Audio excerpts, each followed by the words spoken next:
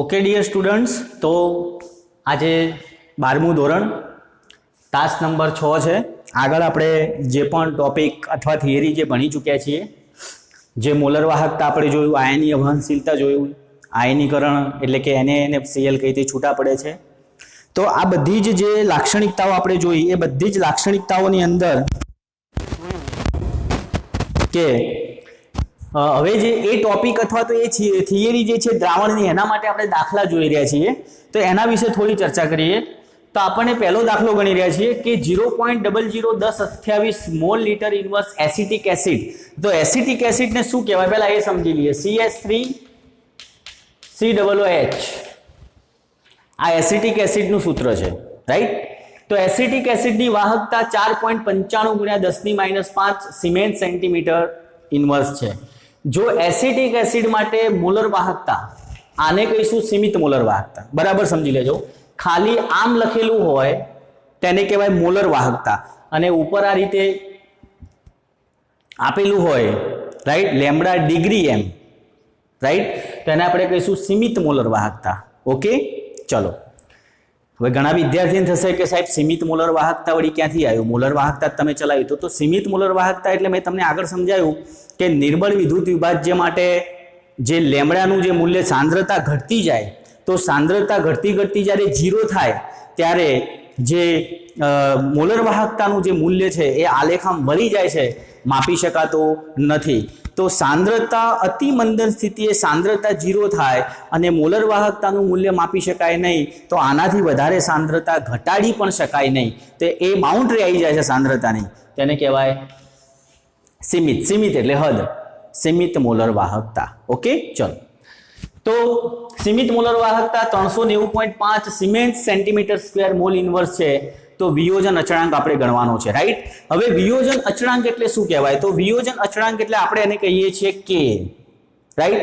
એનું સૂત્ર છે C × α² 1 - α, બરાબર છે? હવે આ સૂત્રની અંદર આપણી જોડે C એટલે સાંદ્રતા તો છે જ, કેટલી? 0.001028 આપણી જોડે છે, રાઈટ? પણ આપણી જોડે આલ્ફા નથી. આલ્ફા ક્યાંથી લાવીશું? તો આ ત્રીજા સ્ટેપની અંદર આવે. બીજા સ્ટેપની અંદર તમારે આલ્ફા ગણવું પડે. તો મેં અહીંયા ગણ્યો છે, જો આલ્ફા, કે વિયોજન અંશ આલ્ફા ઇઝ ઇક્વલ ટુ શું થાય? તો વિયોજન અંશ alpha is equal two molar વાહકતા ભાગ્યા સીમિત મોલર વાહકતા. મોલર વાહકતા ભાગ્યા સીમિત મોલર વાહકતા. ઓકે, આમ ડિગ્રી બતાવો, લેમ્બડા ઉપર આમ તમે ગોળ રાઉન્ડ બતાવો, એને ડિગ્રી કહેવાય. લેમ્બડા ડિગ્રી એમ, એને કહેવાય સીમિત મોલર વાહકતા, અને ખાલી લેમ્બડા એમ એટલે મોલર વાહકતા. ઓકે, ચલો. હવે આપણી જોડે મોલર વાહકતા જે છે એ પણ નથી, સીમિત મોલર વાહકતા છે, રાઈટ?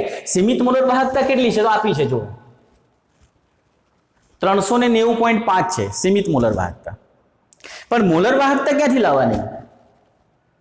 તો પહેલો પ્રશ્ન એ આવ્યો. પહેલો પ્રશ્ન હતો કે આલ્ફા ક્યાંથી લાવવાનો? હવે આલ્ફા શોધવા જઈએ તો સીમિત મોલર વાહકતા છે પણ મોલર વાહકતા નથી. તો પહેલું શું શોધવું પડે? મોલર વાહકતા શોધવી પડે. તો ચલો, મોલર વાહકતા લેમ્બડા એમ, મોલર વાહકતા lambda M is equal to K × C, sorry, K × 1000, ખોટું લખ્યું છે, C × 1000/C. આ સૂત્ર આપણે જ્યારે મોલર વાહકતાની થિયરી ચલાવી ત્યારે મેં ચલાવેલું છે, K × 1000/C, બરાબર છે? ચલો, તો કે હવે K ની વેલ્યુ ક્યાંથી લાવી? તો રકમ વાંચો કે સાંદ્રતા C આપેલી છે, એસિટિક એસિડની વાહકતા, વાહકતા નહીં પણ અહીંયા રકમની અંદર એ વાહકતા કહે છે, પણ આપણે વિશિષ્ટ વાહકતા સમજવાની છે, કારણ કે K ને આપણે શું કહીએ છીએ? વિશિષ્ટ વાહકતા પણ કહીએ છીએ, રાઈટ? તો વિશિષ્ટ વાહકતા K કેટલી છે? તો 4.95 × 10⁻5. કેટલી છે? 4.95 × 10⁻5, રાઈટ? તો K ની વેલ્યુ મળી ગઈ. હવે બધું મળી જાય. K મળી ગયો, 1000 તો છે, C મળી ગયું, કિંમત મૂકો. તો 4.95 × 10⁻5, 1000, C ની વેલ્યુ 0.001028. કેલ્ક્યુલેશન કરીએ તો કેટલા મળે? 48.15 cement centimetre square mall inverse થશે, રાઈટ? ચલો, હવે આપણી જોડે મોલર વાહકતા પણ છે, સીમિત મોલર વાહકતા પણ છે. તો આલ્ફા મળી જાય. તો alpha is equal two molar વાહકતા ભાગ્યા સીમિત મોલર વાહકતા. બંનેની વેલ્યુ મૂકી અને ભાગાકાર કર્યો તો 0.1233. આલ્ફા કેટલો મળે છે? 0.1233. ઓકે, ચલો આટલામાં સમજણ પડી ગઈ. રકમને 2 વાર વાંચો ને તો ખબર પડે, બાકી ખબર પડશે નહીં. ઓકે, ચલો હવે આગળ વધીએ છીએ. હવે આપણી જોડે બધી જ વેલ્યુ છે. હવે આ સૂત્રની અંદર આલ્ફા પણ મળી ગયો છે, સી આપણી જોડે છે, કિંમતો મૂકી દઈએ. સી ની વેલ્યુ 0.001028 ગુણ્યા આલ્ફા એટલે 0.1233 નો વર્ગ. વર્ગ કરવો પડે ને, કારણ કે સી ઇન્ટુ આલ્ફા સ્ક્વેર છે. આલ્ફા સ્ક્વેર હોય એટલે આનો વર્ગ કરવો પડે, રાઈટ. ચલો 1 માઇનસ આલ્ફા એટલે 1 માઇનસ 0.1233. બધી જ કેલ્ક્યુલેશન કરીએ. તમે જ્યારે પણ વિડીયો લેક્ચર જોતા હોય તો તમારી જોડે કેલ્સી હોય તો તમે એની અંદર બધી જ જે કેલ્ક્યુલેશન છે તમે કરી શકો છો, રાઈટ. કેલ્સીની અંદર આ મૂલ્ય આપણને મળવું જોઈએ. તો કે વિયોજન અચળાંક, વિયોજન અચળાંકનું મૂલ્ય આવે 1.78 ગુણ્યા 10⁻5 મોલ લિટર ઇન્વર્સ. ઓકે, ચલો હવે આપણે શું સમજીએ છીએ? તો હવે આપણે આગળ જઈએ છીએ કે સીમિત મોલર વાહકતા CaCl2 ને કહેવાય કેલ્શિયમ ક્લોરાઇડ ની મોલર વાહકતા ગણો એવું કહે છે. અને બીજું છે MgSO4 magnesium sulphate. MgSO4 magnesium સલ્ફેટની મોલર વાહકતા આપણે ગણવાની છે. ઓકે, ચલો તો આ જે મોલર વાહકતાના જે મૂલ્યો છે ધન આયન અને ઋણ આયનના, એ ક્લોરેશન નામના વૈજ્ઞાનિકના ઉપરથી આ દાખલા છે. ક્લોરેશન નામના વૈજ્ઞાનિકે શું કર્યું એ થોડું સમજાવું. તો ક્લોરેશન નામના વૈજ્ઞાનિક, એનું આપણે એનસીઈઆરટીની બુકમાં થોડું આપેલું છે, રાઈટ. પણ આ દાખલા ભણો, એનો નિયમ નથી પૂછાતો, પણ એના દાખલા પૂછાય છે. પણ નિયમ શું કહે છે હું તમને સમજાવું. કે દાખલા તરીકે કોઈ પણ એક રેડિકલ્સ છે, NaCl છે, રાઈટ. એટલે NaCl નું કોઈ વિદ્યુત વિભાજ્ય દ્રાવણ છે તો એમાં સીમિત મોલર વાહકતાનું મૂલ્ય કેટલું? NaCl ની સીમિત મોલર વાહકતાનું મૂલ્ય કેટલું? તો ક્લોરેશન એવું કહે છે કે કોઈ પણ વિદ્યુત વિભાજ્ય દ્રાવણની અંદર એની મોલર વાહકતાનું મૂલ્ય એ દ્રાવણમાં રહેલા ધન આયન એટલે Na+ અને દ્રાવણમાં રહેલા ઋણ આયન એટલે Cl- બંનેની સીમિત મોલર વાહકતાના સરવાળા બરાબર હોય છે. આ એ જ દાખલા છે. એ જે નિયમમાં બોલ્યા છે એના આપણે દાખલા ગણી રહ્યા છીએ. ઓકે, એટલે સમજણ પડી જશે. આખું NaCl નું દ્રાવણ છે તો આખા NaCl ના દ્રાવણની સીમિત મોલર વાહકતા કેટલી? તો દ્રાવણમાં રહેલા Na+ આયન જે ધન આયન છે એની સીમિત મોલર વાહકતા અને દ્રાવણમાં રહેલા જે Cl આયન માઇનસ આયન છે એની સીમિત મોલર વાહકતા બંનેની સરવાળા બરાબર જોવા મળે છે. તો આપણે જોઈએ તો CaCl2 છે એની મારે સીમિત મોલર વાહકતા શોધવી છે, રાઈટ. તો પહેલા લખ્યું સીમિત મોલર વાહકતા Ca+2 પ્લસ હવે 2 છે Cl2 છે એટલે 2 સીમિત મોલર વાહકતા Cl- 2 વડે ગુણવી પડે, રાઈટ. ચલો હવે Ca+ ની સીમિત મોલર વાહકતા કેટલી? 119. ક્લોરીનની કેટલી? 76.3. 2 વડે ગુણ્યા 271.6. હવે ઘણા કે સાહેબ આ મૂલ્ય ક્યાંથી લાયા તમે? 119 અને ક્લોરીનનું 76.3. તો તમારી જે એનસીઈઆરટીની બુક છે, 12માની જે એનસીઈઆરટીની બુક છે એ બુકની અંદર બધાના મૂલ્યો આપેલા છે, રાઈટ. એનો ઉપયોગ કરી તમારે ફક્ત સરવાળા બાદબાકી કરવાના છે. ઓકે, ચલો તો CaCl2 માટે કેટલું મળ્યું? સરવાળો કરો એટલે 271.6 સેન્ટીમીટર મોલ ઇન્વર્સ. બીજા નંબરમાં MgSO4. તો MgSO4 ના ભાગ પાડી દો. Mg+2 ની સીમિત મોલર વાહકતા, ટૂંકમાં ધન આયન ઋણ આયન છૂટા પડે,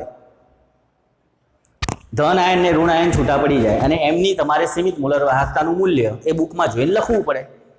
ચલો તો Mg નું સીમિત મોલર વાહકતાનું મૂલ્ય કેટલું? 106. SO4 નું કેટલું? 160. જવાબ કેટલો મળે? સીમિત મોલર વાહકતા MgSO4 = 266.0 siemens centimetre square mall inverse. Okay, તો વિદ્યાર્થી મિત્રો આપણે મોલર વાહકતાના દાખલા આપણે જોયા અને બીજું સીમિત મોલર વાહકતા. આ બધું જ મોલર વાહકતા ઉપર આધારિત છે. વિયોજન અચળાંક શોધ્યો, વિયોજન અંશ શોધ્યો. જુઓ, વિયોજન અચળાંક એટલે K કહેવાય અને વિયોજન અંશ એટલે આલ્ફા કહેવાય. બરાબર સમજજો. 12મું પૂરું થાય તો ખબર નથી પડતી આ શબ્દોની. ઘણા વિદ્યાર્થી આલ્ફાને શું કહે? વિયોજન અચળાંક કહે.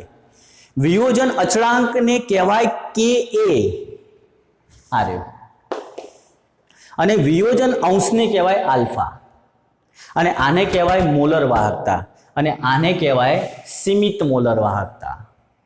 ખાલી લેમ્ડા એમ હોય તો મોલર વાહકતા, લેમ્ડા ડિગ્રી એમ હોય તો સીમિત મોલર વાહકતા. ઓકે, ચલો આપણે આવા જ બીજા દાખલા પણ આગળ જોઈ રહ્યા છીએ. આપણે અત્યારે 2 પ્રકારના દાખલા જોયા છે, રાઈટ?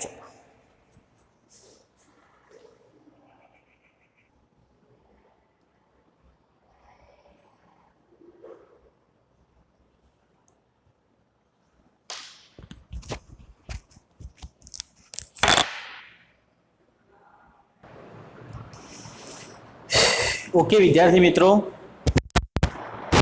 આપણે આગળ ચાલુ કરીએ. તો આ એક સાબિતી સ્વરૂપે પણ પૂછાતું હોય છે.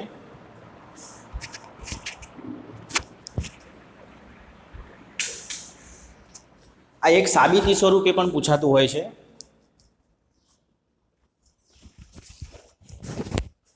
ઓકે, તો NaCl HCl અને CH3COONA આને કહેવાય સોડિયમ એસિટેટ. શું કહેવાય? Sodium acetate. આને શોર્ટની અંદર આ રીતે પણ લખાય છે, NaAC, જેને કહેવાય સોડિયમ એસિટેટ. પણ એને ફૂલ ફોર્મમાં લખવું હોય, ઘણી બધી બુકોમાં આવું આપ્યું હશે CH3COONA, અને ઘણી બુકોની અંદર એવું આપ્યું હશે NaAC. NaAC એટલે એને કહેવાય સોડિયમ, Na અને AC એટલે એસિટેટ, એસિટેટનો સોડિયમ ક્ષાર, બરાબર, અથવા તો સોડિયમનો એસિટેટ ક્ષાર. અને ફૂલ ફોર્મમાં લખવું હોય તો શું થાય? CH3COONA. સમજણ પડી ગઈ? Sodium acetate. તો NaCl HCl અને સોડિયમ એસિટેટના મોલર વાહકતાના મૂલ્યો અનુક્રમે તો 126.4, 425.9 અને 91.0 siemens centimetre square mall inverse છે. તો CH3COOH એસિટિક એસિડ માટે મોલર વાહકતા ગણો, રાઈટ? હવે આ ત્રણનો ઉપયોગ કરીને CH3COOH એટલે એસિટિક એસિડ કઈ રીતે મળે? તો પહેલા તો એ સાબિત કરવું પડે કે આ ત્રણને ભેગા કરવાથી એસિટિક એસિડ કઈ રીતે થાય છે. આ ઘણીવાર આ સાબિતી પૂછાઈ જતી હોય છે, થિયરિકલ. દાખલો તો પછી આના ઉપરથી પછી ગણીએ છીએ, પણ પહેલા થિયરિકલ સાબિત કરવું પડે. ઓકે, ચલો. તો પહેલા આપણે લખીએ કે સીમિત મોલર વાહકતા એસિટિક એસિડની. તો પહેલા આપણે કોને ગોઠવવું પડે? સોડિયમ એસિટેટ ક્ષાર ગોઠવવો પડે, સોડિયમ એસિટેટને. કે મોલર વાહકતા કોની લીધી? પહેલા સોડિયમ એસિટેટ, પ્લસ બીજી મોલર વાહકતા કોની લીધી? HCl હાઇડ્રોક્લોરિક એસિડની લીધી, અને માઇનસ મોલર વાહકતા NaCl. બરાબર, આ રીતે જ ગોઠવવું પડે. જો પૂછાય પરીક્ષાની અંદર આને પહેલા ગોઠવ્યું, આને બીજું ગોઠવ્યું, NaCl આગળ ગોઠવ્યું, પહેલા સોડિયમ એસિટેટ, પછી HCl માઇનસ NaCl, આ રીતે જ આવે. આ રીતે ગોઠવશો તો જ પાછળ સાબિત થશે, બાકી થશે નહીં. ખાસ યાદ રાખજો. તો આપણે મોલર વાહકતા સાબિત કરવી છે CH3COOH ની, રાઈટ? આ એમ કહેવા માંગે છે કે આ ત્રણે ત્રણ જે કન્ટેન્ટ છે NaCl HCl અને CH3COONA, આ ત્રણે ત્રણ કન્ટેન્ટને જો ભેગા કરવામાં આવે, એમની સીમિત મોલર વાહકતાના સરવાળા બાદ બાકી જો કરવામાં આવે તો એ એસિટિક એસિડની મોલર વાહકતા બરાબર થાય છે. કોની? CH3COOH ની બરાબર થાય છે. જોઈ લઈએ. તો પહેલા કોને ગોઠવ્યો? એસિટિક એસિડને ગોઠવ્યો, પ્લસ HCl કર્યું અને માઇનસ NaCl કર્યું. ઓકે, ચલો. તો હવે ધન આયન ઋણ આયનને છૂટા પાડી દઈએ. તો CH3COO માઇનસ, આટલો ભાગ છૂટો પડી ગયો, Na પ્લસ, આમાં હાઇડ્રોજન પ્લસ છૂટો પડી ગયો, Cl માઇનસ, આ માઇનસ ચિહ્ન તો છે જ. ચલો, આની અંદર Na પ્લસ અને Cl માઇનસ. ઘણા કે સાહેબ આ માઇનસ ક્યાંથી થયું? તો આ કૌંસ છોડો એટલે અંદરનું પ્લસ હોય શું થઈ જાય? માઇનસ થઈ જાય. સરવાળા બાદ બાકીના નિયમો કૌંસ છોડો એટલે લાગુ પડે. ઓકે, ચલો હવે ઉડાડી નાખો. તો Na પ્લસ બરાબર, માઇનસ Na પ્લસ ગયા, માઇનસ ધન, minus Na plus Na plus. ચલો, માઇનસ Cl અને પ્લસ Cl એ ઉડી ગયા. શું વધ્યું? H પ્લસ વધ્યા, અને શું વધ્યું? CH3COO minus. ભેગા કરો તો શું બની જાય? CH3COOH બની જાય. આ H વધ્યો અને આ CH3COO માઇનસ વધ્યા. બંને કન્ટેન્ટને ભેગા કરીએ તો શું બની જાય? CH3COOH બની જાય. ઓકે, ચલો, આવડશે? આગળ જઈએ. તો હવે આપણે જે કિંમત આપી છે એને સૂત્રની અંદર ઢાળી દઈએ. તો સીમિત મોલર વાહકતા CH3COOH બરાબર સીમિત મોલર વાહકતા CH3COONA પ્લસ HCl અને NaCl. જેમ ગોઠવ્યું હતું, આ તો મેં ખાલી સાબિત કર્યું તમને કે આમને ગોઠવવાથી સીમિત મોલર વાહકતા એસિટિક એસિડ બરાબર થાય જ છે, પણ હવે જે કિંમતો આપી છે હું પ્રોપર મૂકું છું. તો CH3COO ની કેટલી આપી છે? 91 આપી છે, જોઈ લો 91. ચલો HCl ની 425.9 આપી છે, તો જોઈ લો HCl ની 425.9, રાઈટ. તો NaCl ની કેટલી છે? 126.4 છે, એ મૂકી દીધી. સરવાળા બાદ બાકી કેલ્સી તમે લઈને બેઠા હશો, કેલ્ક્યુલેટર આપણે કહીએ છીએ, એની અંદર સરવાળા બાદ બાકી કહો 390.5 siemens centimetre square mall inverse. ઘણાને એવો પ્રશ્ન થાય વિદ્યાર્થીને કે સર આ એકમો પાછળ તમે લખો છો, દરેક દાખલાના જવાબ પાછળ લખવા જરૂરી છે? ડેફિનેટલી લખવા જરૂરી છે. કોઈક તમારું સપ્લિમેન્ટરી ચેક કરતો હોય, બરાબર છે, અને કોઈક શિક્ષક એકમોને, આમ તો એકમો માટે માર્ક હોય જ છે, પણ કદાચ કોઈ લિબરલી ચેક કરે તો તમે ના લખ્યો હોય તો જવાય દે, પણ તમારી સપ્લિમેન્ટરી કોના હાથમાં આવે? રાઈટ. કોઈ શિક્ષક એનો માર્ક કાપી પણ શકે છે, બરાબર. એટલે આપણે લખવા જરૂરી છે. એકમો પાછળ હશે તો માર્ક કાપવાની કોઈ સંભાવના રહેતી નથી, નહીં તો અડધો માર્ક્સ કાપી શકે છે. એટલે એકમો લખવા જરૂરી. એના પછી આપણે વાત કરીએ આગળ જે શીખ્યા સીમિત મોલર વાહકતાના સરવાળા માટે એની મોલર વાહકતાના મૂલ્યો આપેલા હોય તો સીમિત મોલર વાહકતા Al2SO4 થ્રાઇસ ની મોલર વાહકતા ગણો. ઓકે, ચલો. તો સીમિત મોલર વાહકતા Al2SO4 થ્રાઇસ છૂટું પાડી દઈએ. ધનાયન ઋણાયન, કયો ધનાયન મળે આમાં? Al+3. ઋણાયન કયો મળે? SO4 -2. પણ કેટલા Al છે એના વડે એને ગુણવા પડે, કેટલા SO4 છે એના વડે એને ગુણવા પડે, એના પરમાણુ વડે.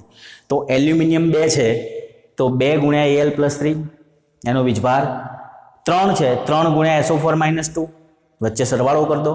ચલો Al+3 ની વેલ્યુ કેટલી? 92.67. ચલો SO4 ની વેલ્યુ કેટલી? 160. ગુણાકાર કરો કેટલું થાય? 665.34 આપણને પ્રાપ્ત થાય છે. તો બે દાખલા આપણે ગણ્યા, એક આપણે એસિટિક એસિડ માટેની વાત કરી અને એક આપણે Al2SO4 થ્રાઇસ માટેની વાત કરી. હજુ પણ આપણે આગળ દાખલા બીજા જોઈ રહ્યા છે.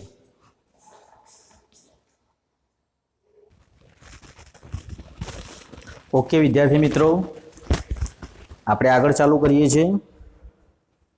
ઓકે, ચલો. તો એક વિદ્યુત વિભાજ્ય દ્રાવણની અંદર આપણે જોઈએ કે એક વિદ્યુત વિભાજ્યની અંદર વિદ્યુત વિભાજ્યના દ્રાવણની સાંદ્રતા 0.08 m આપી છે. તેની પ્રતિરોધકતા, હવે મેં તમને આ ટોપિક થોડો સમય પહેલા ચાલી ગયેલો છે, અવરોધકતા, એને અવરોધકતા ને પ્રતિરોધકતા આપણે રો કહીએ છીએ. પછી આપણે કોષ અચળાંક વિશે શીખ્યા હતા. તો આ બધા દાખલા એકબીજા સાથે જોડાયેલા છે, એટલે આપણે ભણવું જરૂરી છે અને બધાના લગતા દાખલા વારાફરતી આપણે જોઈ રહ્યા છીએ. તો એક વિદ્યુત વિભાજ્યના 0.08 m, m એટલે મોલારિટી, અને મોલારિટી આવે એટલે સમજી લેવાનું કે આની સાંદ્રતા આપેલી છે, સાંદ્રતા C. દ્રાવણની સાંદ્રતા 0.08 છે. એક વિદ્યુત વિભાજ્ય દ્રાવણ ભર્યું છે, એની સાંદ્રતા 0.08 છે, જેની પ્રતિરોધકતા એટલે અવરોધકતા, બંને શબ્દો એક જ છે. પ્રતિરોધકતા કહીએ યા અવરોધકતા કહીએ, કેટલી છે? 5 × 10⁻³ ઓહમ સેન્ટીમીટર છે, રાઈટ. તો દ્રાવણની મોલર વાહકતા ગણો, રાઈટ. ચલો, તો મોલર વાહકતાનું સૂત્ર શું થાય? પહેલા એ આપણે મૂકી દેવું પડે, આવડવું જોઈએ. તો મોલર વાહકતા K × 1000/C. આપણે લગભગ આના ઉપરથી 5 થી 6 દાખલા ગણી ચૂક્યા. હવે આ સૂત્ર આપણને યાદ રહેવું જોઈએ. ઓકે, ચલો. તો મોલર વાહકતા K × 1000/C. પણ આપણે K ક્યાંથી લાવો? તો K બરાબર 1/ρ. ρ એટલે પ્રતિરોધકતા અથવા અવરોધકતા, બરાબર. સીધે સીધો K નથી આપ્યો, શોધવો પડશે. તો 1/5 × 10⁻³ કરીએ એટલે શું મળે? 200 ઓહમ ઇન્વર્સ સેન્ટીમીટર ઇન્વર્સ મળે. એટલે K ની વેલ્યુ મળી ગઈ. એ K ની વેલ્યુ તમે અહીંયા મૂકો એટલે 200 × 1000 C આપ્યું છે કેટલું? 0.08, રાઈટ. C ની વેલ્યુ કેટલી છે? સાંદ્રતા 0.08, એ તમે મૂકી દો. તો છેલ્લો જવાબ શું આવે? 2.5 × 10⁵ siemens centimetre square mall inverse. સમજણ પડી ગઈ? મોલર વાહકતા જ આપણે શોધવી છે. કયું સૂત્ર છે? K × 1000/C. પણ C આપેલો છે, 1000 બી ઉપયોગ કરી શકીએ, પણ K ક્યાંથી લાવો? તો K સીધો આપ્યો નથી, રકમમાં છે. પણ અવરોધકતા આપેલી છે, પ્રતિરોધકતા આપેલી છે, એ જ શબ્દ બંને સમાન છે. પ્રતિરોધકતા કહીએ, અવરોધકતા કહીએ. તો K = 1/ρ. ρ એટલે અવરોધકતા અથવા એને કહીશું પ્રતિરોધકતા. ઓકે, અથવા એને કહીશું પ્રતિરોધકતા. ચલો એની વેલ્યુ મૂકી દઈએ તો 200 ઇન્વર્સ સેન્ટીમીટર ઇન્વર્સ મળે અને એને આપણે અહીંયા મૂકી દઈએ એટલે 2.5 ગુણ્યા 10⁵ centimetre cement centimetre square mall inverse મળશે.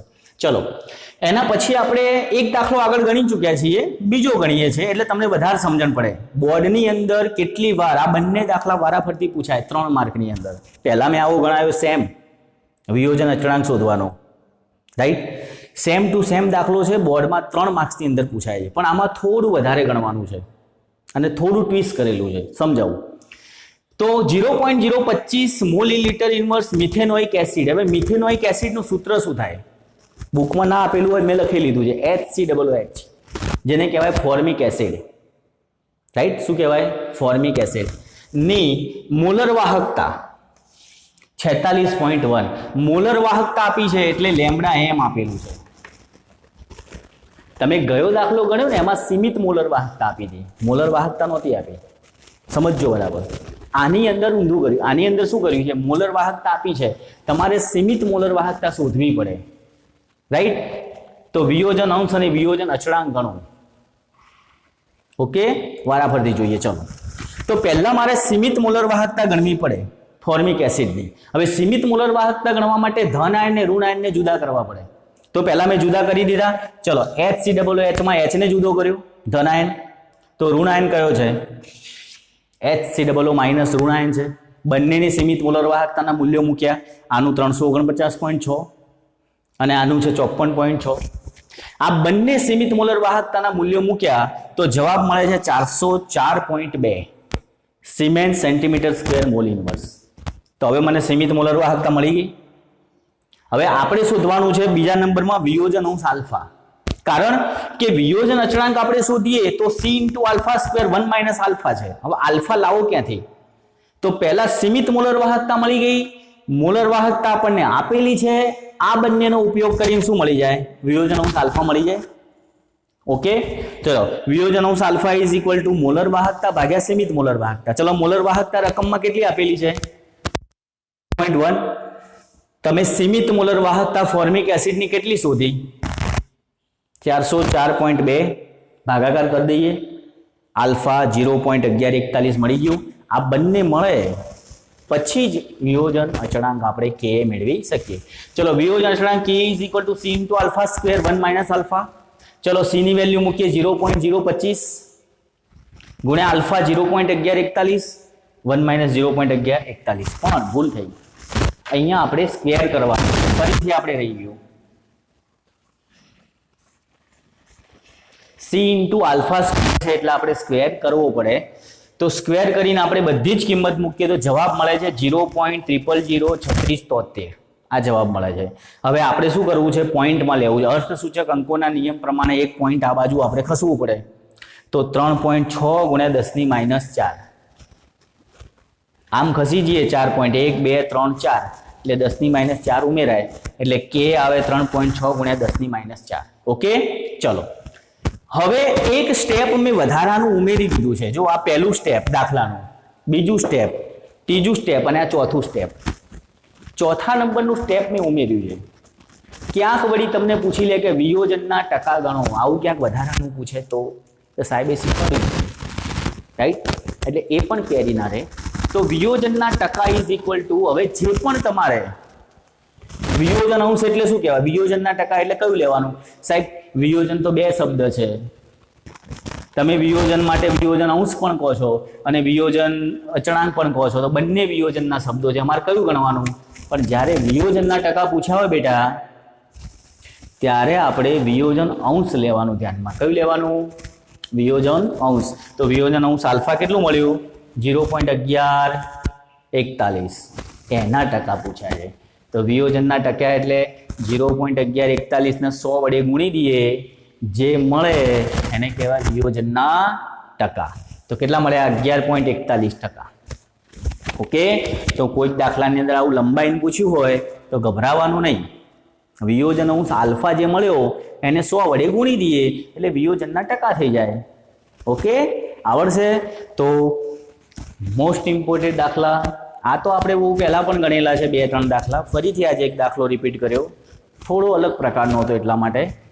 પછી આ દાખલા જે ચલાયા આપણે વિયોજન અંશ અને વિયોજન અચળાંક આધારિત ચલાયા છે, એના પહેલાં જે આપણે ચલાયા Al2SO4 થ્રાઇસ CH3COOH માટે શીખવાડ્યું સાબિત કરવાનું, એના વિયોજન એના સીમિત મોલર વાહકતાના મૂલ્યો મૂક્યા. પછી આપણે CaCl2 માટે ગણ્યું, આપણે HCl માટે ગણ્યું. આ જે પણ ગણ્યું છે એ બધું સીમિત મોલર વાહકતા આધારિત છે. દ્રાવણમાં થતી બધી ઘટના છે, ધન આયન ને ઋણ આયનના સીમિત મોલર વાહકતાના મૂલ્યોનું શું છે? સરવાળો છે. ઓકે, તો આજે જેટલા પણ દાખલા મેં શીખવાડ્યા છે એ બધા જ દાખલા ખૂબ IMP છે.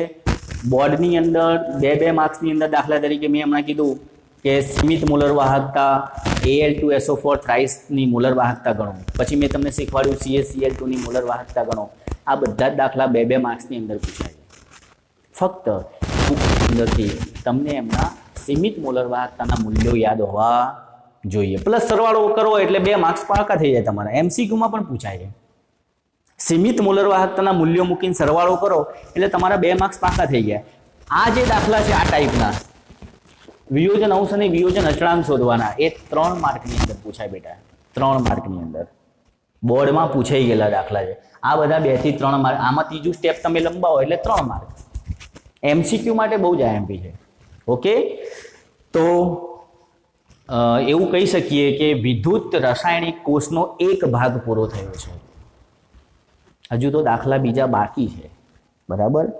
હજુ આગળ વિદ્યુત વિભાજન કોષ હવે નેક્સ્ટ લેક્ચરથી તાસ નંબર 6 છે, તાસ નંબર 7 થી એક વિદ્યુત રાસાયણિક કોષ આપણે પૂર્ણ કર્યો. એના બધા ટાઈપના દાખલા આપણે ગણ્યા. હવે તાસ નંબર 7 થી આપણે વિદ્યુત વિભાજન કોષ સ્ટાર્ટ કરવા જઈ રહ્યા છીએ. શું કહેવાય વિદ્યુત વિભાજન કોષ? વિદ્યુત રાસાયણિક કોષ અને વિદ્યુત વિભાજન કોષમાં શું ફરક છે એ પણ સમજાવીશું.